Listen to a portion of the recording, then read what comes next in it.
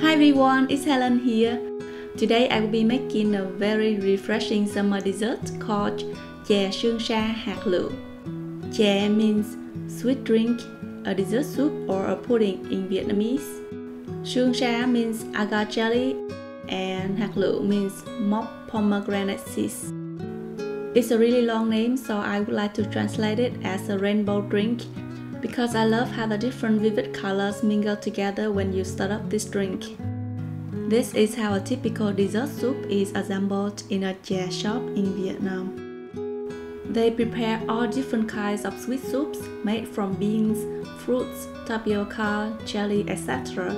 and combine them together customized to your order. The variety is endless on what you can have in your glass of chè.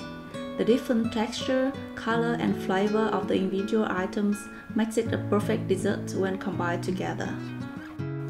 In the summer, chè is served with ice, but in the winter they will create other warmer versions of chè, so basically you can have it all year round. Chè shops used to be my favorite place to hang out with friends after school. It might take a little while to make all the different items for this dish, but the result's gonna worth it. So let's begin.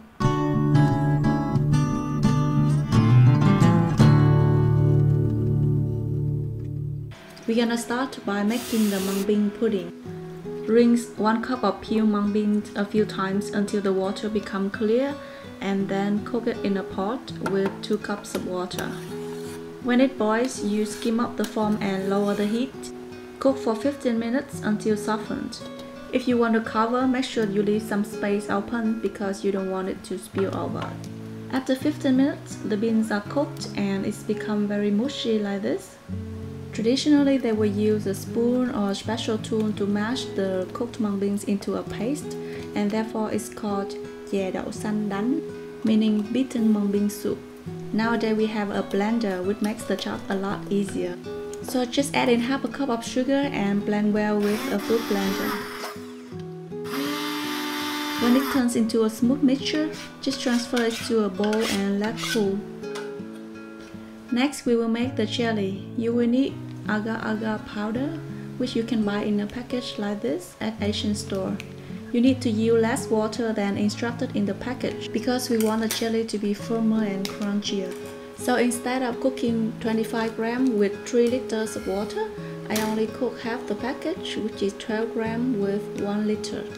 Dissolve the agar powder in water and wait for 15 minutes before you cook on the stove while constantly stirring. When it boils, you lower the heat and skim up the foam. Then transfer it to a tray to cool and set. Use a spoon to remove the bubbles so you can have a smooth jelly. After a few hours, it will set and turn into a piece of jelly like this. You can use a wave knife to cut it into pieces or a normal knife to cut into cubes. Now comes the more exciting part, which is making the mock pomegranate seeds. You will need a crunchy vegetables like water chestnuts, which you can buy in a can like this at Asian store. If you can get fresh ones, that's perfect. You can substitute with jicama or maybe apples. Just drain off the water and dice into the size of the pomegranate seeds. Cut in half horizontally, then slide into 3 parts. Rotate 90 degrees and slide into 3 parts again. That way they are diced evenly. Divide them into 2 portions and mix each portion with some red and green food coloring. For the green color, I use some pandan extract this time. Mix well so that they are nicely dyed. Then transfer 1 portion into the plastic bag and mix with 2 tablespoons of tapioca starch.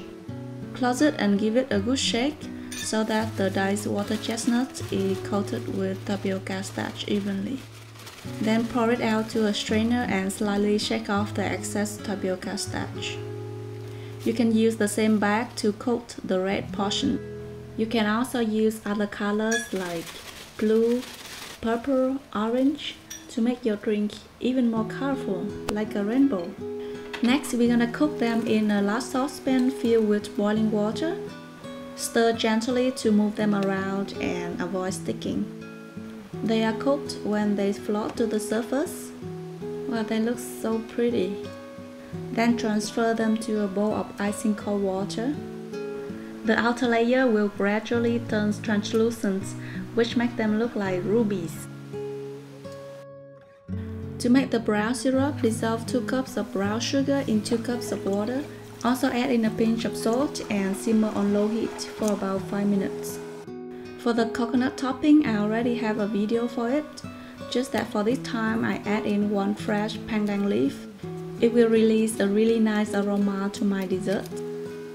If you don't have that, you can replace with some vanilla extract. Alright, so now we already have everything ready. The mock pomegranate seeds, the coconut topping, the sugar syrup, the mung pudding, agar jelly. Let's assemble our dessert. Fill your glass half full with crushed ice.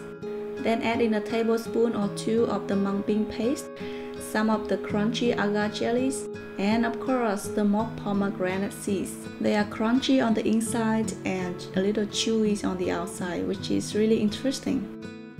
Then add in a few tablespoons of the sugar syrup to your taste and top up with the coconut topping.